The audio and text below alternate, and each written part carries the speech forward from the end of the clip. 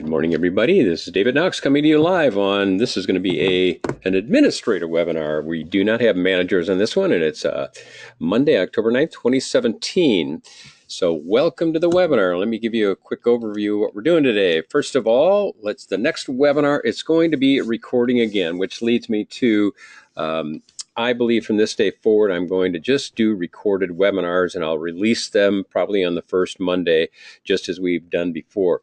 And my reasoning for that, based on what I said in the email, was that so few people log in on the live one. I guess because when you know it's going to be recorded, why rush for a live one? And then the benefit of the live one was to get some interaction. So today, since I've only invited administrators, and because we have Meghan Frasier with us, I hope you will all participate with your questions. I'm going to open your mics as we go through and try to get some engagement that way. Talk a little bit about our October 2017 videos, and then our guest presenter, Meghan Frasier, as she talks about her accountability plan. So what's new for October? Basically, we just did one video this month. It's Knox First Tuesday, number 114, but it's a powerful one. It's gotten some great reviews on how top producers use social media. And we're back with what we've been referring to them as the five guys. These gentlemen are from across the country, and they're some of the top producers in their market. Mike Parker, Rob Zwimmer, Rob Levy, Sam Miller. So they're great guys to listen to. We're going to feature them quite a bit more. And now I'm just really pleased to introduce you to Meghan Frasier. Meghan is Director of Career Development with FirstWeber REALTORs in Madison, Wisconsin. They cover the entire state, and they just really do an amazing job. In fact, so many people at FirstWeber I've known over the years. Jim Imhoff, my gosh, I go back, I don't know how many years, 20 or 30 years or so. And then I lived in Milwaukee, Wisconsin for 5 years. My heart's in Milwaukee anyway. So Meghan, how are you doing? I'm great. Thank you. Thanks for having me. Oh, gosh, thanks for joining me. You know, every time I go in and I take a look at your site, you've really done an amazing job. And some other people have done that well. Vicki Kelly with Berkshire Home Services in Philadelphia, and Deanne Golden down in Atlanta. So there's a lot of people that really embrace this. So are you ready for me to change the presenter view to you? Sure, of course. I'm going to make you presenter. I click OK, and I believe you have to accept it, and then we can see your screen. So anyway, as a further way of introduction, as I mentioned, Meghan has done really a magnificent job of taking our basic accountability plans and cloning it. So go ahead and take it away, Meghan. Tell us, how you've used it and how it works, challenges, Sure. Whatever. Sure. Well, our biggest challenge is with our footprint. We have over 60 offices across the state of Wisconsin. So we always had run live training for our new agents. And we found it became more and more of a struggle for us to get people to commute, to drive, even from one side of town to the other, let alone 3 or 4 hours to our corporate office in Madison. And when we would go out to them, we were always disappointed in the attendance, the numbers, those not taking advantage of what we were providing. So there was a big push to go web-based. But what we love about the accountability program is while we're pushing web-based education, we still, I would say very much so, rely on our management team to participate in the training process. So they are our new agents' accountability partner. They are their partner through this platform. They're held accountable on a weekly basis to their office manager. And because of our size, we have offices with over 100 agents, and we have offices with 5 agents. So often our management team, they are selling managers. So they wear quite a few hats. What's nice is this has really made it easy for them to adopt and work with their new hires as they come in. So what we found is when an agent first gets started, they struggle with exactly where to begin. And we found using the accountability plans, we were able to provide them with a roadmap, if you will. So what we do is we break down our curriculum into 6 chapters. We've cloned what David's created and customized it to meet our needs here and how we operate. So for instance, week 1 or chapter 1 is first things first. We've pulled what courses we think are, representative of that topic, first things first. In addition, we heavily use the opportunity to load our own courses. So often we create content for our technology training, and we rely on David for sales training, because sales training often, hosting an open house, scripts, dialogues, that's really relatable for anyone around the country, where some of the things that are driven by market, we're creating that content on our own. So you'll see these courses here, FirstWeber, are all courses we've created internally and we load to the program. What we tell new agents when they first get started, we bring them into an orientation and we walk them through this process, show them how it works. And we talk about the importance of the courses, but what I really find is beneficial to a new agent getting started is the task list. Without it, they seem to flounder. What we like best about the task list is that within there, we can load documents. So for instance, in week 1, they were asked to view multiple videos on, for instance, setting up their agent website. But when it comes to setting up their agent website, they're reminded of the task here, and then they're always provided with the PDF that they can follow. So our tech department is wildly detailed when it comes to setting up, for instance, their agent website. They're going to see PDF instructions with screenshots on how to complete the task at hand. So what's great is it was one thing to view the video, but now when they're actually completing the task, they again have that PDF right in front of them that they can follow along. So that element's been really well utilized. At the end of each chapter, we include what we've laid out as our accountability element, and that's the in-person managerial coaching component. So on their own, they view their videos, they complete their tasks, and then they're held accountable to their office manager. And each week, we've laid out for our management team what it is we'd like them to discuss with the agent. We attempt to keep this pretty straightforward. It's just a one-page document. And really for us, it's sort of, I don't want to say forcing, but the manager is asked to meet with the agent to discuss things that we just can't put in a video or we can't put in a task with PDF documentation. There are some things that are best suited one-on-one individually. So that's where a lot of those items are covered in the coaching accountability in-person meeting. It always ends with, making sure that they're scheduling that next appointment. Now, again, our program is built to take about a chapter a week. However, we do find agents move at, significantly different paces. We'll have some millennials jump in and they fly through 3 or 4 weeks of content in a week, which is great. And we have others that start and they just get busy with real estate and they don't always complete it. We'd rather see that if they're going to pull together some transactions. But how we've approached this is our Catapult program is here to lay a foundation for a new hire, get them acclimated to how we operate, give them some ideas for prospecting and building their business. That's kind of how we use the accountability plan. Our biggest struggle is really getting new agents tied. But what we found is if we're able to sell this properly at our orientation and we get them to buy in early on with the accountability plan, they forever then use this training web library as a resource going forward, which is wonderful, particularly for our IT department and help desk and those individuals here from a corporate perspective helping to support those agents going forward. New agents are now tied to this as a resource center. They come here, they use the search bar, they look for content, they know they most likely will find it here. Where our experienced agents that never use this as a new training program, it's sometimes harder to push them here and say, well, there's hundreds of videos, use the search bar, just find what you're looking for. But we tie new agents in pretty well. Say, Megan, why don't you show the kind of the progress reporting, take us through that. Sure. Well, one element that we've started doing with our progress reporting is I'm now analyzing, we've been using this for about a year, and we're now analyzing anyone that has started with us in the last 12 months. We keep a spreadsheet, which I'll show you. This is actually separate. I think I have one up here, where we're looking at the agent, their office affiliation, whether they're new or experienced. We want to know when they started, how many months are they in the business? What percentage are they complete with the Catapult Startup Program? And then we actually use a calculation to determine how many closings they're averaging a month. It has been incredibly enlightening to see what managers are actually developing talent versus simply recruiting and getting the numbers.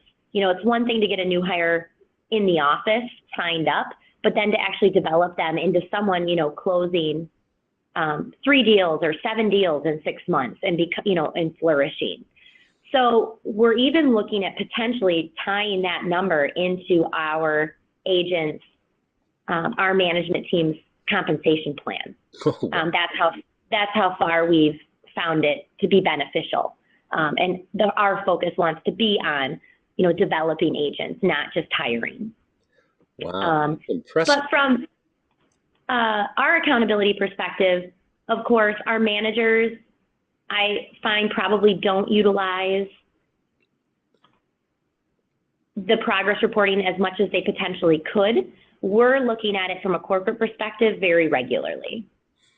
And we are beginning to see a tie between those that are actually doing the work and what's coming out on the other end in terms of production.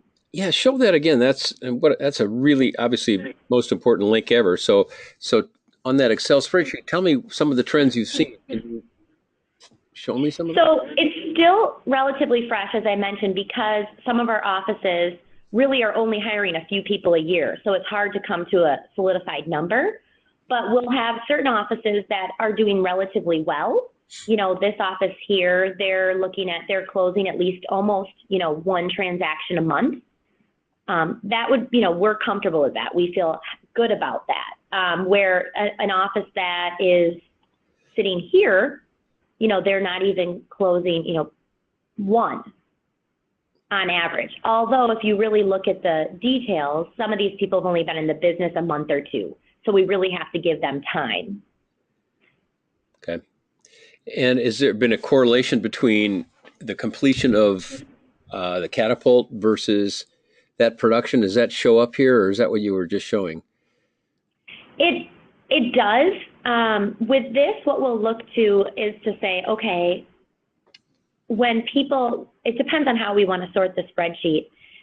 It doesn't always tie, and sometimes we know reasons why. Right? So for instance, this individual, John, he's doing fantastic. Well, he did come on and has someone assisting him in the business. He hasn't officially joined a team, but he might as well have. So we often will remove teams or those agents transitioning with experience out of this because that's not really a true indicator of, how this Catapult training is helping them build their business. But we have most definitely found when we sort it by percent complete and the number of units closed and pending, those people, without a doubt, that are diving in and utilizing the program are often the ones that are closing the business. So that was, of course, why we started this. That's the correlation we wanted to find. Right. But then from there, we're using it to analyze our management team to say, how successful are you at producing agents that are doing business? It's really wonderful. I'm happy to see that. Yeah. Another thing we found is if we can be as detailed as possible when we get new hires in and providing them information as to how they find the accountability plan, it seems to me that it's not also difficult, but they're given lots of information when they first get started. So we've attempted in multiple facets, but to make sure everything's always outlined in a very detailed fashion. So agents see, for instance, this document at orientation, they're emailed it, they're handed it out again from their manager when they first arrive to the office. So we want to make sure that we've given them at least, the details as to how you get there on multiple occasions. They can't say, oh, I never saw that. I don't know how to access the program. All of our PDFs like this are very detailed, and they do log in through our intranet. So it's not a separate login that they have to memorize or know. It's the same login that they are using for everything else they're getting from FirstWeber. Yeah, I was at the Inman Connect conference, and they said the number one way to get agents engaged in any corporate tool is single sign-on. So that was always the key. Megan, do they know their username and password so they can use the mobile app? That is a issue we're struggling with. When we first set this up, our IT individual really went with like a randomized password. So they don't have that, which is an issue when it comes to the app. So it's something we need to work around. Well, we can talk about this maybe offline, but you could have one username and password for your intranet, which is exclusive to you, but have another field in there called, like Knox password. I think that's what a lot of people do, and Okay. So it'd be another field to your database, and it would send that field, that password to us, same email, but a different password. That way we don't have your internet password. We don't want that. And then it would be just whatever, just a simple password to log them in. Sure. Then they'll know it, and then they can do the mobile app. And the mobile app completely changes the face of everything. And they can do the action plans on the mobile app. Yep. Yeah, we'll have to take care of that. Yeah, so let me know how I can help you with that. And by the way, while Megan is finishing up here, anybody who is listening in, if you have a question, type it in the question area. I will look for that, and then I'll either just answer the question from text or I will unmute you. So, Megan, I really like that list where you have your managers follow up one-on-one with them. That's pretty powerful. Yeah, it's helped tie the manager and the agent to the plan. And then we have some managers that have gone as far as to say, if you haven't completed the first chapter, we don't have a meeting. And we're not going to meet until you've actually done your homework.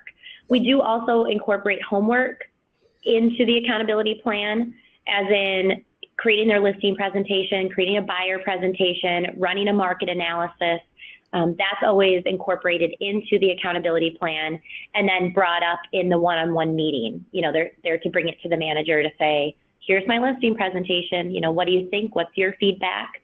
Or this is the price I came to on this property. How does that look? How does it resonate? So that element has kept them tied to the manager as well. And it really creates for a great relationship, and they build a bond from there. The manager finds out really quickly, where that individual's strengths, weaknesses might be, and so forth. Wow. We've also created a section under curriculum that's just FirstWeber in-house training, so that if an agent comes to the web library and has an interest in something that's just particular to what we do in-house, from offers, contracts, to using our technology, they can find that on the list here. I think, Megan, you hold the record for the most videos uploaded to our site. So thanks. And most of those are screen capture tutorials, I think. I haven't seen them all, but. Correct. Yep. Well, then. Yep. Typically, our tech department, for instance, these are 3 videos on how an agent would update/enhance their agent website. And what's nice about using the accountability program, coming from using web videos and pre-printing a training program, is every time there's a change. For instance, we just had a change to our state's buyer agency. We simply update a course, update the link in the accountability plan, and I now know any agent utilizing the training has the most up-to-date information. Where in the past, if they were handed a training book today and something changed 4 weeks later, they're walking around with outdated information. Sure. So, we've appreciated that, anytime we have to make a change, we can do so quickly. Perfect. Yeah, so for those of you listening, if you have your own documents and videos of any sort, the documents you can upload in your own, the videos, we do it for you. We're uploading videos is a little bit more complex. Even on YouTube, it's kind of painful, but we're going to try to make that user interface easier. All right. Anybody else have any questions? Fire away now. Pardon me, while Megan's on the line. And also, the next level for you, Megan, is going to be to maybe do one for your experienced agents, and let me know when you're ready for that. Yeah, definitely. We had talked about the fact that when we transition experienced agents in, this program we've currently created is probably much too basic, but to focus on what that transition looks like, how we can take 3 steps forward as opposed to 2 steps backwards, and get them up to speed on our way, and some of the internal changes they might experience moving from one broker to another. We should really take advantage of that. Okay. Say, I've got a question for you, and because this applies to all of us. Once any of you clone an accountability plan, it is static, not dynamic, meaning that as we add videos, after that's been created, they don't end up in your system because there's no way for that to happen. So what have you done about that, Megan? Have you taken a look at new videos and said, oh, that would work in Catapult, or what? Yes, yep. It has to be basically on our radar all the time. So I more or less keep a tickler that I look to. I'd like to say monthly, but it's probably bi-monthly, where one of our tech trainers and I'll sit down to say, we'll look through the library to say, this is what David's come up with. This is new. Do we want to include it? Is there anything we're currently using that's maybe become outdated? So it just has to be, made certain that we sit down and take the time to analyze where we are and what's readily available now, versus maybe what was 2 months ago. I mean, our business is always changing, so our program's always changing. Yeah, that's a challenge that I'm trying to figure out too, because I don't know a solution. Once somebody clones a plan, it's like a Word doc, it's done. So on the new plans, I go in and add stuff. But for technology, the latest Knox First Tuesdays, 114.13, I believe that has some good technology in there. So for those of you listening, you have technology, those would be good videos to add to it. I'm just going to scroll, see if anybody else has any other questions. Anything else you'd like to add? You've really done an amazing job with this, so congratulations on that. Thanks. Anything else? Okay, then I'm going to bring it back to me, and then I'll take the screen again. And while we're doing that, if you guys have some questions, please fire away.